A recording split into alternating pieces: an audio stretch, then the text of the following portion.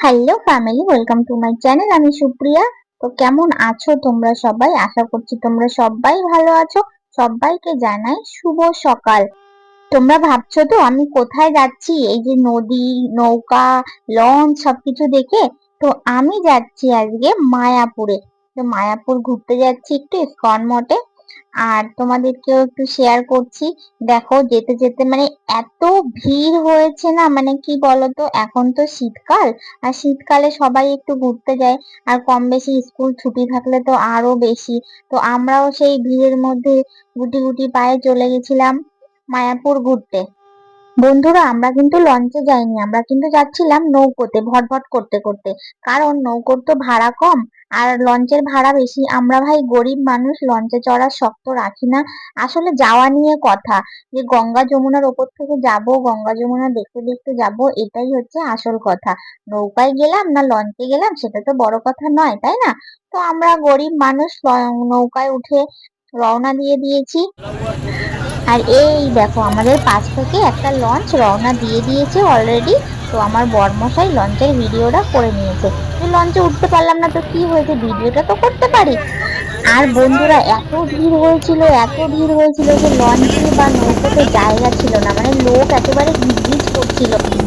এই দেখো বন্ধুরা, চলে এসেছি সেই জায়গায় যেখানে দেশ বিদেশের মানুষজন এসে মানে এটা দেখার জন্য ব্যাকুল থাকে, যে একদিকে যমুনা অন্যদিকে গঙ্গা।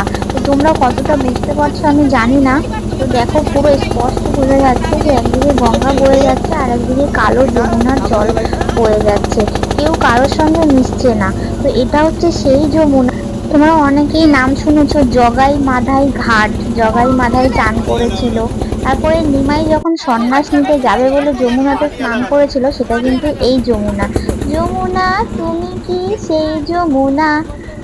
তো তোমরা অনেকেই জানো, আর যারা যারা জানো না যমুনাটা দেখে নাও, গঙ্গা যমুনাটা দেখে নাও এখানেই।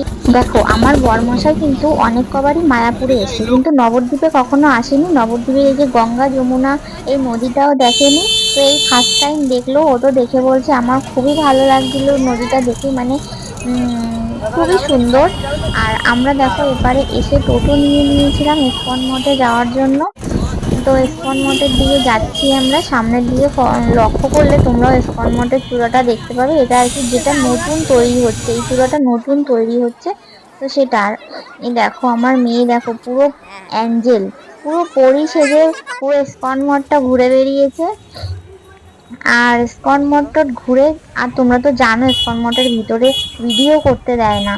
আর এখানে আমরা যাচ্ছিলাম গোশালায়। গোশালায় তোমরা কারা কারা গেছো একটু আমাকে কমেন্ট করে জানাবে। আমি কিন্তু এখানকার মেয়ে হয়ে আমি নবদ্বীপে মায়াপুরে অনেক কবার এসেছি, কিন্তু আমি গোশালায় কখনো যাইনি। গোশালার গরু শুনেছি, অনেক গরু আছে, এটাই। কিন্তু আমি প্রথমবার গোশালায় যাচ্ছি। আর এই যে গরুর গাড়ি, আর লেটেস্ট হচ্ছে এই যে গরুটা দেখছো, গোমাতা। এই গোমাতার শিং দুটো আমার যা লেগেছে না, মানে প্রচন্ড। আমি এরকম গরু এই যে প্রথমবার দেখলাম। প্রথমবার আমি এই গরুটা দেখলাম, এত সুন্দর শিং, মানে চকচক করছিল পুরো। আর এদিকে গোমাতা গুলোকে দেখো, সব গোমাতা গুলোই খাচ্ছিল, খাবার খাচ্ছিল। আর বড় বড় শিং, ওটা ছিল আমাদের গোমাতা। আর একটাকে তোমাদেরকে দেখাচ্ছি, ওটা হচ্ছে এই যে গো বাবা। এটা হচ্ছে গো বাবা। আর প্রথমে যেটাকে দেখালাম শিং লম্বা লম্বা, ওটা হচ্ছে গো মাতা। তো তোমাদের এই গো মাতা আর গো বাবা দুজনকে কেমন লেগেছে অবশ্যই কিন্তু কমেন্টে জানাবে। বারবার করে বলছি আমাকে একটু কমেন্টে জানাবে, তাহলে কি বলতো, তাহলে একটু ভালো লাগবে যে না তোমরা আমার ভিডিও দেখেছো, আমার ভিডিওতে রিপ্লাই করছো, নিজেরও একটু ভালো লাগে।